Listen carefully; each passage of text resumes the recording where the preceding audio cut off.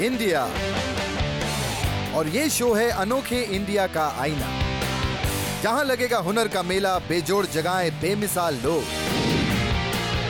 आज के एपिसोड में कराएंगे आपको रिवर्स में सफर, पार करवाएंगे ऐसे ब्रिजेस जिसे मदर नेचर ने खुद बनाया है। दीजिए अपनी वीजा की रिक्वेस्ट सीधे गॉड के दर पे, बाय गॉड जरूर पूरी होगी।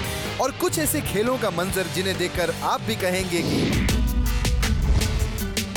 तो बोलो OMG ये मेरा India, oh my God awesome है देखो इंडिया, OMG ये मेरा इंडिया, OMG ये मेरा India, powered by fog. Hey, I'm back! हाय! आपको पता है मैं ऐसे उल्टा क्यों चल रहा हूं? एक्चुअली मैं देखना चाहता हूं कि कितनी देर तक मैं बिना गिरे ऐसे चल सकता हूं। नहीं, रहने दो ना यार, मुझे कहीं 2 मिनट में चक्कर ही ना आने लगे। सोचो, सिर्फ पैदल उल्टा चलने में मुझे 2 मिनट में चक्कर आ जाते हैं, तो उस बंदे का क्या हाल होता होगा जो घंटों फुल स्पीड में कार रिवर्स में चलाता है। क्या यकीन नहीं हो रहा ना? यकीन नहीं हो रहा, लेकिन आप लोगों को यकीन करना पड़ेगा, क्योंकि आजकल कृष्णा बिना प्रूफ के बात नहीं करता। हमारा शो ही ऐसा है, हम जो बोलते हैं वो करके दिखाते हैं। एटीट्यूड है तो है। तो आज मैं फिर लेकर आया हूं आपके लिए इंडिया के कुछ ऐसे टैलेंटेड लोगों के ऐसे अनबिलीवेबल कारनामे जिन्हें देखकर आपके होश उड़ जाएंगे और आपके मुंह से सिर्फ एक ही चीज निकलेगी, ओ माय गॉड ये मेरा इंडिया। दोस्तों, आजकल के इस दौर में हर बंदा तेजी से आगे बढ़ना चाहता है, लेकिन एक ये बंदा है जो तेजी से पीछे जा रहा है, इतना पीछे जा रहा है कि बहुत आगे निकल चुका है, जो हमारे शो तक आ गया। मैं बात कर रहा हूं उस आदमी की जो रिवर्स में कार चलाता है। रिवर्स में आप अभी भी यकीन नहीं कर रहे? चलिए आइए देखते हैं। ट्रैफिक मेट्रोस के सबसे बड़े चैलेंजेस में से एक, और हर बंदे के लिए सबसे बड़ा चैलेंज होता है रश आवर में ड्राइव करना। बाय गॉड, मुझे तो बहुत फ्रस्ट्रेशन होती है। भटिंडा, पंजाब। यहाँ कोई है जो बड़े कूली ट्रैफिक में अपनी कार ड्राइव करते हैं। नहीं, वैसे कूली तो हम भी ड्राइव करते हैं, लेकिन ये जो बंदे, इनकी स्टाइल बड़ी अनोखी है। इनका जुनून आगे जाने का नहीं, पीछे जाने का है। मिलिए हरप्रीत देव से, जिन्होंने अपने टैलेंट को ढूंढा कार के बैक गियर में। ये भाई साहब पिछले 12 सालों से बैक गियर में अपनी गाड़ी चलाते हैं। कहते हैं ना, need is the mother of all inventions. मैं कहीं गए हुए था, वहाँ पे मेरी गाड़ी ख़राब हो गई, गियर अटक गया था, बैक गियर में रह गई गाड़ी। तो वहाँ पे मैकेनिक वगैरह भी नहीं थे, तो मैंने सोचा कि यहाँ रुकने का कोई फ़ायदा नहीं है। ज़रूरत थी वापस आना था, तो मैं फिर रिवर्स गियर में ही आ गया। उसके बाद में फिर मेरा कॉन्फिडेंस बढ़ गया। पर क्या शुरुआत में इनके टैलेंट को लोगों ने एक्सेप्ट किया? पहले मैं चोरियों चलाता था, ओपन नहीं था, तो मैंने पहले अपने आप को पूरा प्रिपेयर किया कि हाँ मेरे अंदर सही टैलेंट हो, क्योंकि एक मजाक के अंदर ना हो जाऊं, इसीलिए मैंने पहले अपने आप को परफेक्ट किया। और जनाब इतने परफेक्ट हो गए हैं कि ये आज तक करीब 65,000 किलोमीटर रिवर्स में कार चला चुके हैं। हरप्रीत ने रिवर्स में 80 kilometre per hour maximum speed को छुआ है। लगता है इनके पास कोई ढांसू टेक्निक होगी, तभी तो रिवर्स गियर इतना एंजॉय करते हैं। टेक्निक कोई डिफरेंट नहीं है, टेक्निक वही है, लेकिन थोड़ा सा उत्साह चाहिए। सिर्फ जो चेंजिंग की है वो मैंने अपनी खुद की टेक्निक है, वो गियरों की चेंजिंग है, और कोई टेक्निक इसमें चेंज नहीं है। दरअसल सिर्फ एक रिवर्स गियर के साथ कार चलाने से बोर होकर हरप्रीत ने खुद ही अपने अंदर के टेक्नीशियन को जगाया और दूसरे मैकेनिक्स के साथ मिलकर अपनी कार में 4 रिवर्स गियर और एक फ्रंट गियर लगवा दिया। रिवर्स ड्राइविंग की दीवानगी इस हद तक बढ़ी कि उन्होंने एक बैक गियर ड्राइविंग स्कूल भी खोला, जहां वो स्टूडेंट्स को बताते हैं कि बैक गियर कितना काम आ सकता है, जैसे ट्रैफिक में और पार्किंग में। कई लोगों को फॉरवर्ड में बहुत अच्छी ड्राइविंग आती है, रिवर्स में उनको करना नहीं आता, गली के अंदर से निकलना नहीं आता, कहीं ऐसी जगह फंस गए वो, मतलब घर में गाड़ी को सही ढंग से पार्किंग नहीं करना आता। बहुत लोग मेरे पास में आ रहे हैं और मैं चाहता हूं कि मैं ऑल इंडिया लेवल पर जा करके लोगों को ये टैलेंट दूं। वैसे इनकी बैक गियर ड्राइविंग का लोगों पर क्या असर होता है, आइए ये भी जान लेते हैं। जो पहली बार गाड़ी चलाना देखा, जब मैंने पहली बार उन्हें रिवर्स में गाड़ी चलाते देखा तो हैरान रह गया। मैंने सोचा बहुत से लोग तो सीधी गाड़ी इतनी तेज नहीं चला पाते हैं जितनी ये रिवर्स में चला रहे हैं। रिवर्स ड्राइविंग एक्सपर्ट हरप्रीत के इस यूनिक टैलेंट की वजह से उनका नाम वर्ल्ड्स यूनिक रिकॉर्ड के साथ साथ लिम्का बुक ऑफ रिकॉर्ड्स में भी दर्ज है। फैमिली में एक लौते हरप्रीत नहीं है जिन्हें रिवर्स में जाके आगे निकलने का शौक है। इनकी वाइफ इंग्लिश और पंजाबी लैंग्वेज रिवर्स में लिखती हैं। वाह, मतलब हस्बैंड गियर से कमाल दिखा रहे हैं और वाइफ कलम से। कमाल की उल्टी टैलेंटेड फैमिली है यार। नहीं, लोगों को खुशी भी मिलती है कि ये इंसान है जो रिवर्स में चला लेता है और हम लोग फॉरवर्ड में भी नहीं चला पाते हैं सही ढंग से।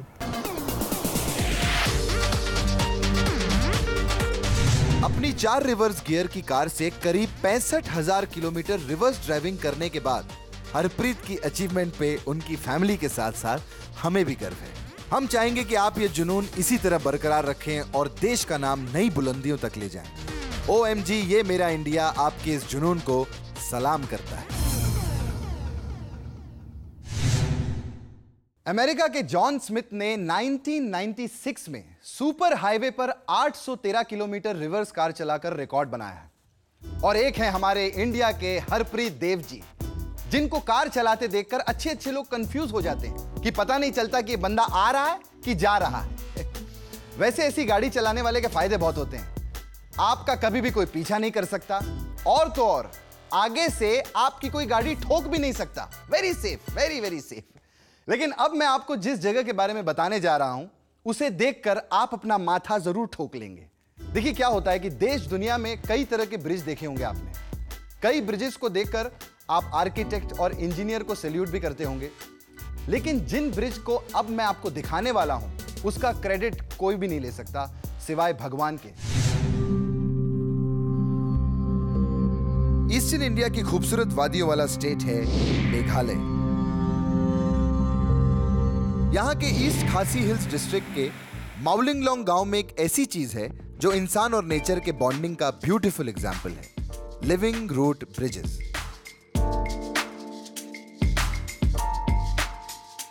मेघालय के वेस्ट जैंतिया हिल्स डिस्ट्रिक्ट और ईस्ट खासी हिल्स डिस्ट्रिक्ट में आपको दिखेंगे ऐसे कई लिविंग रूट ब्रिजेस जिन्हें खासी और जैंतिया लोगों ने बनाया। लिविंग ब्रिज ऑर्गेनिक इंजीनियरिंग का सबसे बड़ा उदाहरण है। मॉनसून के दौरान यहाँ भारी मात्रा में बारिश होती है, इसलिए कई सालों पहले यहाँ रहने वालों ने नदी के किनारे बैनियन ट्री लगाई और जब ये बैनियन ट्री बड़ी हो जाती है तो उनकी बेलें लटकने लगती हैं, तो उन्हीं की मदद से रूट ब्रिजेस को बनाया जाता है। बैनियन ट्री की नेचुरल इलास्टिसिटी इस ब्रिज को मजबूती देती है। इन जड़ों को बैम्बू के खोल या सुपारी के तनों के खोल में डालकर ब्रिज का शेप दिया जाता है और फिर चलने की जगह बनाने के लिए पत्थर और मिट्टी का इस्तेमाल किया जाता है। इस प्रोसेस की एक लिविंग रूट ब्रिज को बनने में 10 से 15 साल लगते हैं और एक बार बनने पर ये ब्रिजेस 500 साल तक भी सरवाइव कर सकते हैं। क्या बात है भाई, कॉस्ट जीरो और मेंटेनेंस ना के बराबर। और तो और ईस्ट खासी हिल्स में आपको खूबसूरत डबल लिविंग रूट ब्रिज भी देखने को मिलेगा।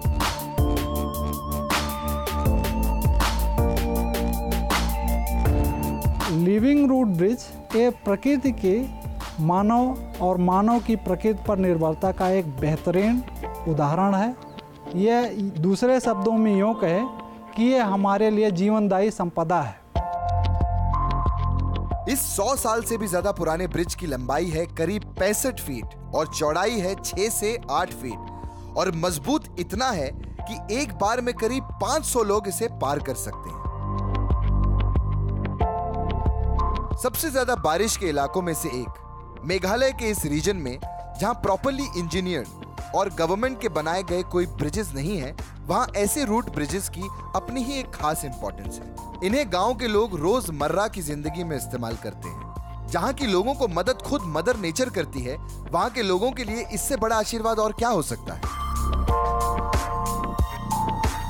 जहां स्टील ब्रिजेस बारिश में जंग लगने पर कमजोर होते हैं, वहीं ये लिविंग रूट ब्रिजेस और भी मजबूत होते जाते हैं। अपनी नेचुरल ब्यूटी और यूनिकनेस के लिए ये लिविंग रूट ब्रिजेस टूरिस्ट के लिए एक अट्रैक्शन रहते हैं। टूरिस्ट सीजन में यहाँ एक दिन में 1000 से ज्यादा टूरिस्ट इन्हें देखने आते हैं। इंडिया का कोई भी कोना हो, हमें उसे अपनी जरूरत के हिसाब से खूबसूरत बनाना आता है। लिविंग रूट ब्रिजेस जैसे नेचर और इंसान के बीच की बॉन्डिंग का प्यारा एग्जाम्पल हमें सिर्फ देखने को मिलता है इंडिया में, क्योंकि कुछ तो खास बात है हमारे इंडिया में। तभी तो दिल से हम हमेशा एक ही चीज कहते हैं, OMG ये मेरा इंडिया।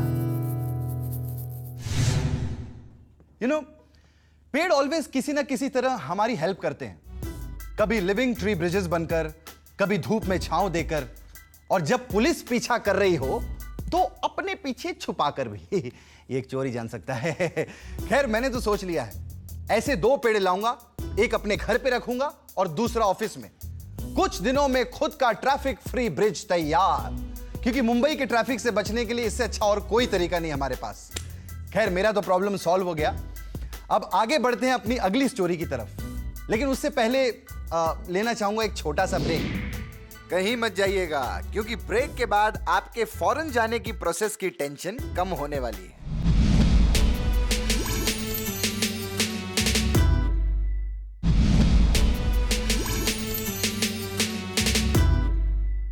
दोस्तों, आपने बहुत से मंदिरों के बारे में सुना होगा कि यहां पर जाओ तो शादी हो जाती है, वहां जाओ तो बच्चा हो जाता है, उस मंदिर में जाने के बाद नौकरी लग जाती है। हमारे इंडिया में बुलेट बाइक का मंदिर है, रजनीकांत जी का मंदिर है। देखना, एक दिन मेरा भी मंदिर होगा। क्योंकि जैसे मैं बैक टू बैक शोज कर रहा हूं और जैसी मेरी कमाई हो रही है ना, एक दिन मुझे मंदिर के बाहर ही बैठना पड़ेगा। लेकिन अब मैं आपको जिस मंदिर के बारे में बताने वाला हूं, उसे देखकर आप कंफ्यूज हो जाएंगे कि विदेश जाने के लिए अगर आपको वीजा लगवाना हो तो आप कहां जाएं? वीजा ऑफिस या फिर मंदिर? विदेश जाने के लिए सबसे इंपॉर्टेंट चीज क्या है? वीजा। और वीजा लगाने की टेंशन सभी को रहती है, पर मैंने सुना है कि एक जगह है जहां जाने से लोगों का वीजा कभी रिजेक्ट नहीं होता। हैदराबाद की उस्मान सागर झील के किनारे बने ये सदियों पुराना भगवान वेंकटेश्वर का मंदिर, लोग यहाँ आते हैं एक खास रिक्वेस्ट लेकर। जी हाँ, वीजा रिक्वेस्ट।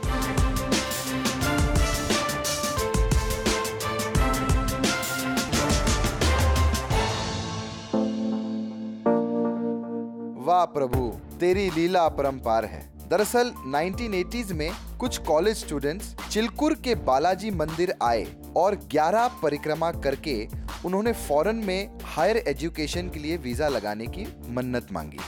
मन्नत पूरी हो भी गई और वो बच्चे यहाँ फिर से आए और 108 परिक्रमा करके भगवान बालाजी को थैंक यू कहा और इन्हें नाम दिया वीजा बालाजी का। वीजा बालाजी का ये मंदिर वीजा कैंडिडेट्स के लिए मस्ट विजिट डेस्टिनेशन बन गया है। यहाँ तक कि दूसरे धर्म से जुड़े लोग भी यहाँ अपनी रिक्वेस्ट लेकर आते हैं और वीजा बालाजी के आशीर्वाद का स्टैंप लेकर जाते हैं। पर क्या यहाँ वीजा के लिए पासपोर्ट की जरूरत पड़ती है? जी हाँ, बिल्कुल पड़ती है। पासपोर्ट लेकर आते हैं, भगवान के पास पासपोर्ट रख के भगवान से मन्नत मांगते हैं। और सिर्फ पासपोर्ट लाने से बात नहीं बनेगी, एक प्रोसेस है जो आपको करना होगा और उसके बाद ही आपकी वीजा की एप्लीकेशन वीजा बालाजी के दर से अप्रूव होगी। तो 11 परिक्रमा तो ऐसे ही कर सकते हैं काउंट करके, बट 108 तो परिक्रमा नहीं कर सकते। वीसा मिल जाती है, लोग आते हैं यहाँ पे, आके 108 परिक्रमा करना है तो ये ले लेते हैं, लेके 1 2 3 वो एक परिक्रमा होते ही टिक कर लेते हैं। दोस्तों, जहां आस्था होती है वहां हम रीजनिंग नहीं दे सकते और इंडियंस की शक्ति है उनकी आस्था। और ऐसा नहीं है कि हायर एजुकेशन और IT जॉब्स के वीजा रिक्वेस्ट ही ऊपर वाले के दर पर जाते हैं, बल्कि हमारे पंजाब के गांव से भी वीजा रिक्वेस्ट आते हैं और अप्रूव भी होते हैं। जलंधर से करीब 8 किलोमीटर दूर NH1 पर एक छोटे से गांव तलहा के 100 साल पुराना शहीद बाबा निहाल सिंह गुरुद्वारा है। यहाँ आने वाले भक्तों के बड़े बड़े सपने पूरे होते हैं, जिनमें से एक मन्नत वीजा लगाने की भी है। पर यहाँ का प्रोसेस थोड़ा अलग है। यहाँ पर आपको वीजा लगवाने के लिए चढ़ाना पड़ता है एरोप्लेन। अरे नहीं, घबराइए नहीं, असली वाला नहीं, टॉय एरोप्लेन। मैं यहाँ पर अपनी बहन के लिए प्रार्थना करने आई हूँ, क्योंकि वो विदेश जाना चाहती है और वहीं पर सेटल होना चाहती है। वाओ, टॉय का प्लेन चढ़ाओ और सीधा असली प्लेन में बैठकर फुर्र से उड़ जाओ। ओह, शायद तभी यहाँ जलंधर सिटी और पास ही देओबा रीजन के करीब 6 लाख लोग NRI हैं। डूड, सेटिंग जबरदस्त है। और इस एरोप्लेन गुरुद्वारे में चढ़ावे के जितने टॉयज आते हैं वो बच्चों को ही खेलने के लिए वापस दे दिए जाते हैं, जिन्हें देखकर वो भी अपने सुनहरे भविष्य के लिए सपने देखना शुरू कर दें। भगवान के घर देर है अंधेर नहीं। मन में सच्ची आस्था हो तो अपनी हर मुराद पूरी हो सकती है, और इसका उदाहरण हमें देखने को मिलता है वीजा बालाजी के मंदिर और एरोप्लेन गुरुद्वारे में। वाह, मुझे ऐसा लगता है कि हम इंडियंस पर ऊपर वाले की विशेष कृपा हमेशा बनी रहती है। इसलिए फिलहाल तो मेरा मन और मेरा रोम रोम एक ही बात हमेशा कहता है कि OMG, ये मेरा इंडिया। तो यहाँ लोग अपने वीजा की मन्नत लेकर जाते हैं। मैंने जब अपने दोस्त को इस मंदिर के बारे में बताया तो कुछ दिन बाद आके मुझे बोलता है भाई, मैं तो यार 3 बार मंदिर गया, मेरा तो वीजा ही नहीं लग पा रहा है। मैंने पूछा, अरे वो वीजा ऑफिसर्स बोलते क्या हैं? तो कहता है, बोलते हैं तुम्हारा पासपोर्ट नहीं है। ये क्या बात हुई? फ्रेंड्स, ऐसी गॉड गिफ्टेड चीजें देखकर मैं सच्ची कहता हूं मेरा तो दिमाग खराब हो जाता है। और मैं आप लोगों को ये बता दूं कि अगर अभी भी आपका दिमाग खराब नहीं हुआ है तो हमारी अगली स्टोरी देखकर आपका दिमाग पक्का खराब हो जाएगा। यार इतना दिमाग खराब हो गया है, एक छोटा सा ब्रेक लेते हैं। सी ब्रेक के बाद लगेगा ऐसे खेलों का मेला जिन्हें शायद खेलना तो नहीं चाहेंगे आप, पर देखने में फुल एंजॉय करेंगे।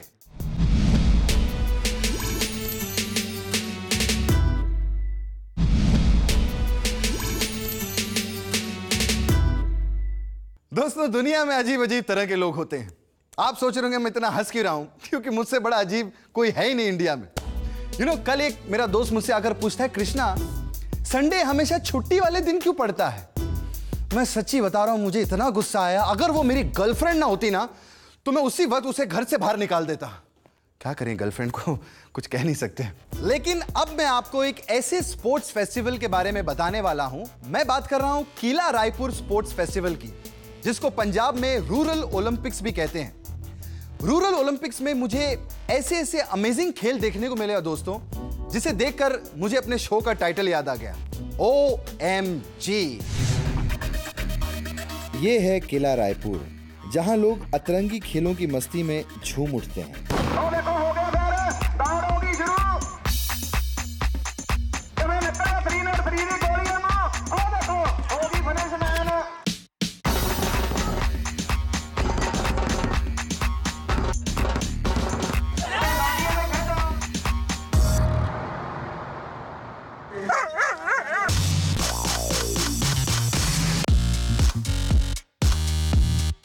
पंजाब के लुधियाना डिस्ट्रिक्ट का किला रायपुर, जहां होता है खेलों का मेला। ऐसा मेला जिसकी धूम में आप भी खोना चाहेंगे। नई जनरेशन्स नई गेम्स तो लाई हैं, पर भाई जो मजा पुराने देसी खेलों में है वो मजा विदेशी में कहाँ। जैसे ये ट्रैक्टर रेस ले लीजिए। ओ भाई, बालों में कौन सा तेल लगाते हो यार? शायद वही जो ये पाजी कान में डालते हैं। भाई, हल तो कोई भी उठा सकता है, पर दांतों से उठाने का कंपटीशन सिर्फ मिलेगा किला रायपुर में। ऐसे ही यहां होते हैं कुल मिलाकर 85 से भी ज्यादा इवेंट्स।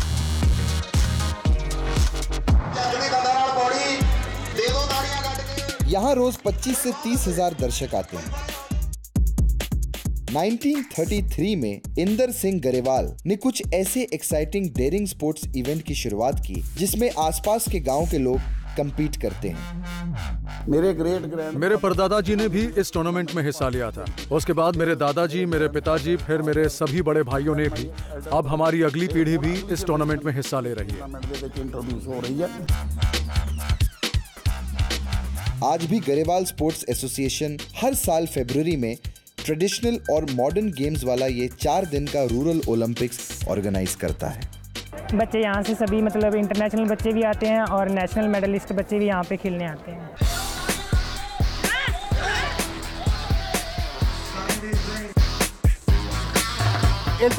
दुनिया भर में काफी सारे गेम्स खेले जाते हैं, लेकिन हम अपने गांव के खेल को बढ़ावा देते हैं। ऐसे खेल जो कहीं भी देखने को नहीं मिलेंगे, सिर्फ आपको यहाँ देखने को मिलेंगे।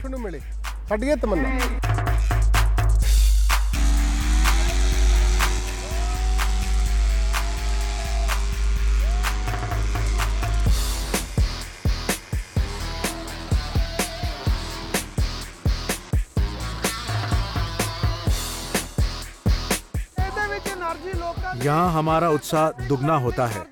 लोगों की तालियों से हमारे अंदर इतना जोश भर जाता है कि हमें किसी बात की फिक्र नहीं रहती। प्रधानमंत्री और राष्ट्रपति ने भी हमारी तारीफ की है, लेकिन इन लोगों का प्रोत्साहन हमारे लिए ज्यादा मायने रखता है। बहुत ही ज्यादा हो।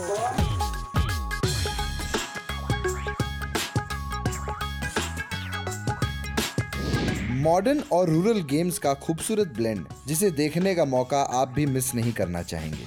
भाई, इंडिया के हर गांव में हमें टैलेंट मिल जाते हैं, पर टैलेंट का ऐसा मेला सिर्फ मिलेगा किला रायपुर के रूरल ओलंपिक्स में, जहां चैंपियंस के साथ हमारे किसान भाई भी अपने खेलों से सबका स्पिरिट हाई करते हैं। और ये होता है सिर्फ हमारे इंडिया में।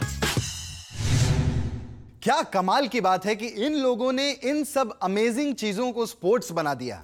मैं दिल से सैल्यूट करना चाहूंगा इंडिया के सभी टैलेंटेड लोगों को। आप यकीन नहीं करोगे कि इनका टैलेंट देखकर वहां एक अंग्रेज खड़ा था, उसके मुंह से पंजाबी निकल गई, कहता ओ चक दे फटे।